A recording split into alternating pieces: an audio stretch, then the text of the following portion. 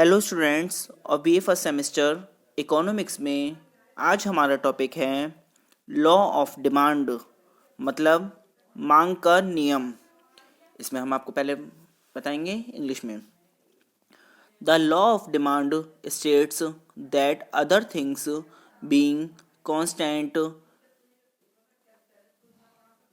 ceteris paribus the demand for a good extends with a decreases in price and contracts with an increase in price. In other words, there is an inverse relationship between quantity demanded of a commodity and its price. The term other thing being constant implies that income of the consumer, his taste and preferences, and price of other related goods remains constant. अब इसको हिंदी में सुनिए।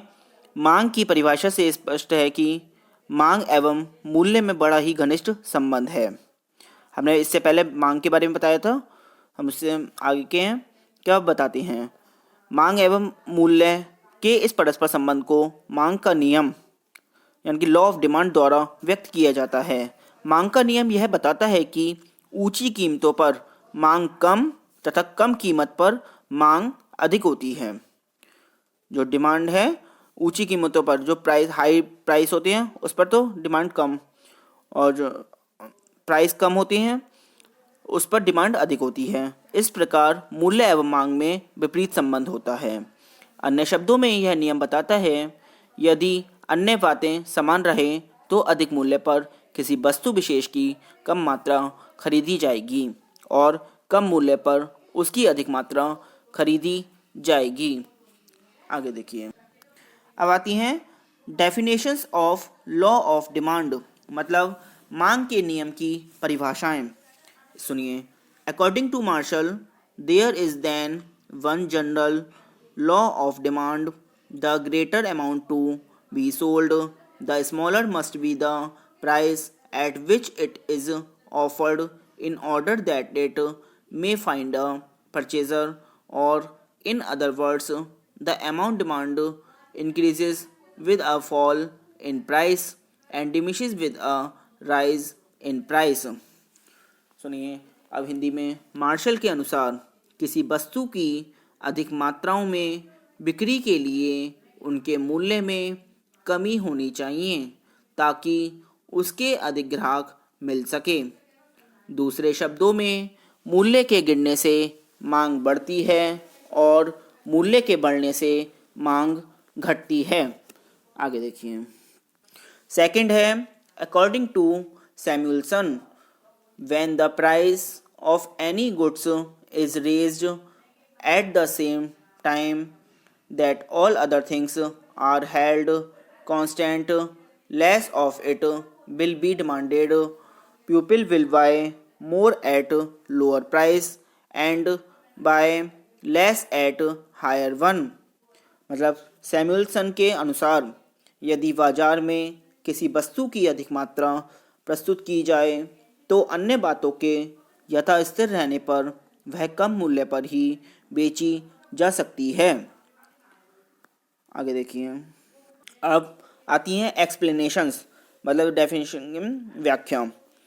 उपरोक्त परिभाषाओं के विवेचन से मांग के नियम के संबंध में निम्नलिखित बातें स्पष्ट होती हैं।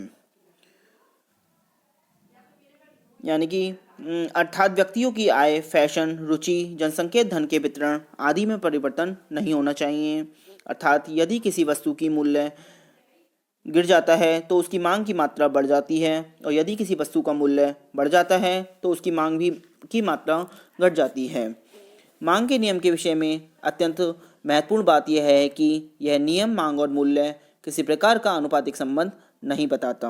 वह केवल किसी वस्तु की मांगी गई मात्रा में परिवर्तन की दिशा का संकेत करता है, न कि उसके वास्तविक परिणाम का।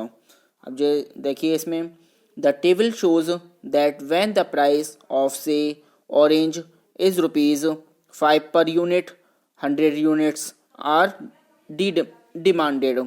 जो नीचे वाली टेबल दे रखी है इसमें if the price falls to ₹4, यदि प्राइस मतलब 4 रुपीज़ गिरते हैं तब डिमांड इंक्रीज हो जाती है टू 200 यूनिट्स, मतलब 5 से 4 प्राइस घट रहे हैं तो डिमांड है बढ़ रही है. Similarly when the price declines to ₹1, the demand increases to 600 units. On the contrary, as the price increases from the ₹1, the demand continues to decline from 600 units. In the figure point P, अब इस diagram में देखिए, in the figure point P of the demand curve DD1, DD1 दे रखा है, जो D से जो D1 तक लाइन जा रही है, shows the demand for 100 units at the ₹5 as the price falls to ₹4, ₹3, ₹2, ₹1, and the demanded rise to 200, 300, 400 and 600 units respectively. This is clear from points Q, R, S and T. Thus the demand curve DD1 shows increases in demand of orange when its price falls. This indicates the inverse relation between price and demand. मतलब अब सुनिए, मांग के नियम को एक उदाहरण द्वारा और भी अधिक स्पष्ट किया जा सकता है. मान लीजिए आप बाजार में संतरा खरीदने जाते हैं और विभिन्न मूल्यों पर आपको संतरे की मांग निम्न प्रकार है.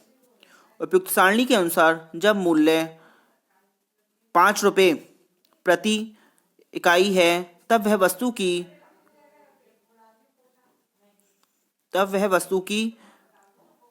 मतलब ₹5 प्रति इकाई है तो वस्तु की 100 यूनिट्स, तो 100 यूनिट्स यानी कि उसकी जो क्वांटिटी है 100 यूनिट्स है, उस मूल्य पर 100 यूनिट्स होगा. ऐसे ही इससे ज्ञात होता है जैसे जैसे संतरों का मूल्य कम होता जाता है वैसे वैसे उसकी मांग बढ़ती जाती है. जैसे प्राइस घट रहे हैं 5 से 4, 4 से 3, 3 से 2, 2 से 1. अब इसमें क्वांटिटी डिमांड मतलब डिमांड बढ़ रही है 100 से 200 फिर 300, मतलब प्राइस घटते हैं तो मांग बढ़ती है. ठीक है. अब इस चित्र द्वारा स्पष्टीकरण. इस चित्र में DD मांग वक्र रेखा है. DD1 मतलब इस रेखा पर कोई बिंदु इस बात को बताता है कि वह व्यक्ति किसी मूल्य पर उस वस्तु की कितनी इकाइयां खरीदेगा. इस चित्र को देखने से पता चलता है कि जब संतरे का मूल्य ₹5 है तो उसकी जो मांग है, संतरे की मांग, वो 100 यूनिट्स है, जबकि मूल्य घटकर ₹4 हो जाता है तो मांग की मात्रा 200 इकाइयाँ बढ़कर हो जाती हैं. यही मांग का नियम है जो बताता है कि जैसे जैसे मूल्य घटता है वैसे वैसे मांग बढ़ती है और ज्यों ज्यों मूल्य बढ़ता है त्यों त्यों मांग घटती है. आगे देखिए. अब आती हैं इसकी एज्यूम्शंस और लॉ ऑफ डिमांड, मतलब मांग के नियम की मान्यताएं. पहले सुनिए इसको. Tastes and preferences of the consumers remain constant. There is no change in the income of the consumer. Prices of the related goods do not change. Consumers do not expect any change in the price of the commodity in near future. अब इसको हिंदी में सुनिए. उपभोक्ता की आय स्थिर रहती है. उपभोक्ता की रुचि, आदत और प्रचलित फैशन में कोई परिवर्तन नहीं होता है. स्थानापन्न वस्तुओं में कोई परिवर्तन नहीं होता है. वस्तु की कोई स्थानापन्न वस्तु बाजार में नहीं आती है. भविष्य में वस्तु के दुर्लभ होने की संभावना नहीं रहती है. वस्तु जिसकी मांग का अध्ययन किया जा रहा है प्रतिष्ठारक्षक नहीं है. उपभोक्ता आपस में प्रतियोगिता करते हैं. अब आता है why more of a good is purchased when its price falls और why does demand curve slope downwards. मतलब पहले मांग का नियम क्यों लागू होता है अथवा मांग वक्र नीचे की ओर क्यों झुका हुआ है, इसके बारे में बताएंगे हम. ठीक है. तो इसमें सुनिए. मांग वक्र मांग के नियम को ही बताता है. नीचे की ओर झुका हुआ मांग वक्र ही मांग का नियम मतलब लॉ ऑफ डिमांड को प्रकट करता है, जैसा कि इस चित्र में बताया गया हुआ है। आगे देखिए, फर्स्ट आता है law of diminishing marginal utility. इसमें सुनिए, according to this law, as consumption of a commodity increases the utility from each successive unit goes on diminishing to a consumer. Accordingly, for every additional unit to be purchased, the consumer is willing to pay less and less price. Thus, more is purchased only when price of the commodity falls. मतलब अब इसको हिंदी में सुनिए। ह्रासमान सीमांत तुष्टिगुण नियम। यह नियम हमें बताता है कि जब किसी वस्तु की मात्रा बढ़ जाती है तो उसका सीमांत तुष्टिगुण कम हो जाता है। उपभोक्ता किसी वस्तु का मूल्य उसके सीमांत तुष्टिगुण से अधिक देने के लिए तैयार नहीं रहता, किंतु किसी वस्तु की जितनी अधिक मात्राएं खरीदी जाती हैं उनका सीमांत तुष्टिगुण उतना ही घटता जाता है। अतः यह स्वयं सिद्ध है कि कम मूल्य पर ही किसी वस्तु की अधिक मात्राएं खरीदी जा सकती हैं। उपभोक्ता अपनी खरीद को उस बिंदु पर रोक देगा जिस पर वस्तु से मिलने वाली सीमांत उपयोगिता उस पर दी गई कीमत के बराबर हो जाएगी, अर्थात कीमत बराबर होती है सीमांत तुष्टिगुण, मतलब प्राइस बराबर मार्जिनल यूटिलिटी। दूसरा आता है income effect. Income effect refers to change in quantity demanded when real income of the buyer changes as a result of change in price of the commodity. Change in the price of a commodity causes change in real income of the consumer. With a fall in price, real income increases accordingly. Demand for the commodity expands. मतलब आय प्रभाव। वस्तु के मूल्य में कमी होने से उपभोक्ता की वास्तविक आय बढ़ जाती है। इसके विपरीत मूल्य में वृद्धि होने से उपभोक्ता की वास्तविक आय कम हो जाती है और उसे अपने उपभोग की इकाइयों में कमी करनी पड़ती है। प्रतिस्थापन प्रभाव तथा आय प्रभाव द्वारा मांग के नियम की व्याख्या प्रोफेसर हिग्स की महत्वपूर्ण देन है। नेक्स्ट देखिए, नंबर थर्ड है सब्स्टिट्यूशन इफेक्ट।